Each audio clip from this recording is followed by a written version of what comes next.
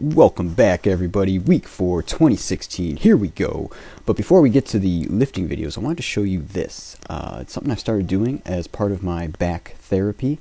And it appears to be a bit of a game changer in terms of helping me out. I've been aware of the idea of inversion therapy for a while.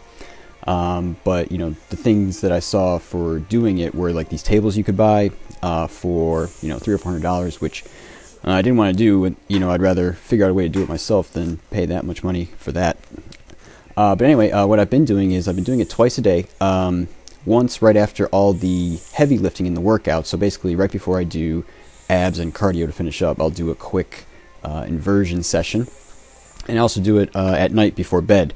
And I gotta tell you, I've been able to induce some popping and cracking in my back that I've never been able to induce with any other method. And so something that I've always thought with my back problems was that, it always felt like, man, if I could just get that to crack and release, it would be better. Now, so far, that appears to be the case because my best guess for what has been going on is that I got some discs in the very low spinal area that have been compressed over the years, and the discs then bulge out and maybe touch nerves, because that kind of explains why I only have it on my right side where the pain is. But like I said, it seems to relieve the pain in such a way that it doesn't seem to compound like it did last year at some point, where eventually it got worse and worse to where I wasn't having the pain even when I wasn't lifting weights.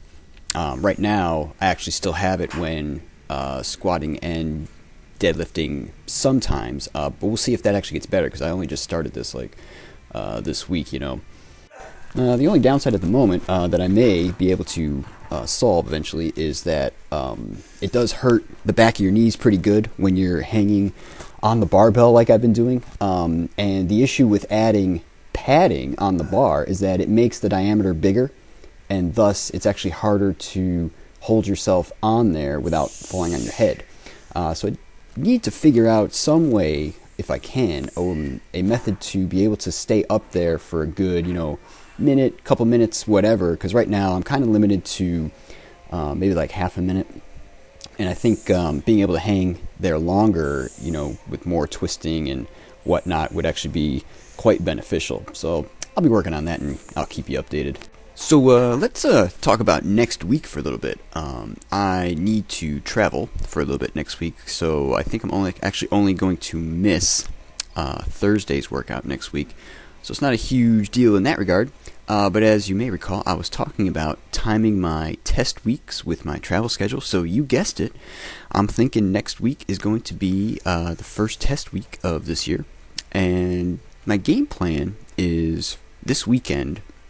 So for the Saturday, Sunday, Monday workouts, I'm going to do a taper, which means I'll still do my daily maxes, but I'll only do like half of the scheduled volume in order to give myself a bit of extra recovery.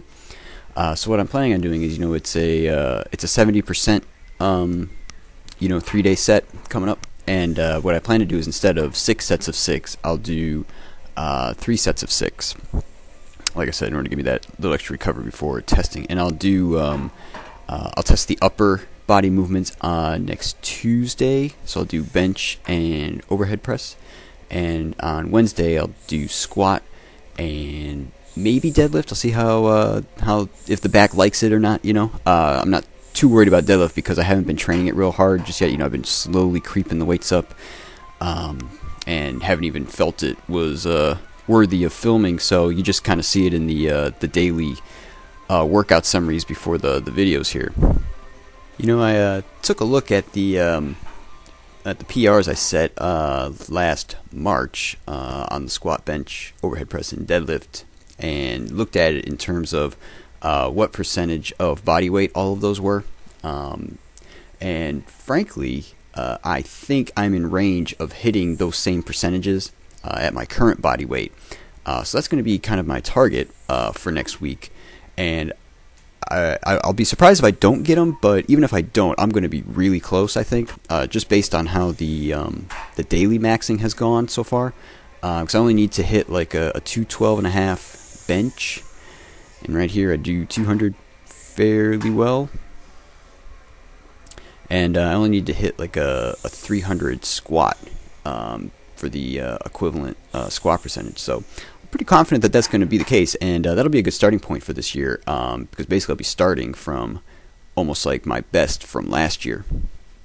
You're welcome. Hey, speaking of good squats, I thought Wednesday's squat max went really well. Solid depth, only a very slight kicking out of the buttocks on the way up. I was really happy with it. The funny thing was, I was on the 5th set of 6 of my volume work when I asked myself, hey, is 252.5 actually 90% of 280? And turns out it is not. It's actually 88.5. I managed to misload the bar.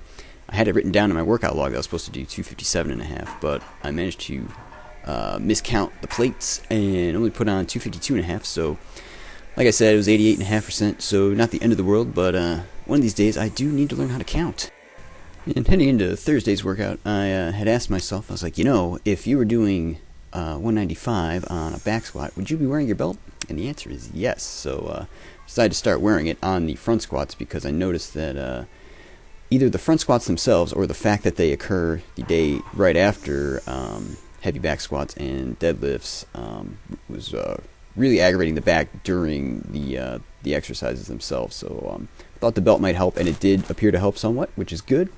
But like I was saying before, it's basically just during the exercises themselves. Fortunately, it's not, like the rest of the day or, walking or whatever, and like I said, it seems to be due to that inversion therapy / back stuff I've been doing. So that's it for the lifting video for this week. We'll see you guys next time. Bye. In the volume update for this week, you can see we are down a touch on squat and bench because this week was 80 and 90% as opposed to last week, which was 90 and 70. So lower volume, higher intensity. Usual increases for the back and shoulder work. Yes, we finally have an apples to apples comparison. Week 4 is the same as week 1 in terms of the percentages. So you can see the squat and bench are actually up almost 5,000 pounds total over week 1. So that, like I said, finally, apples to apples.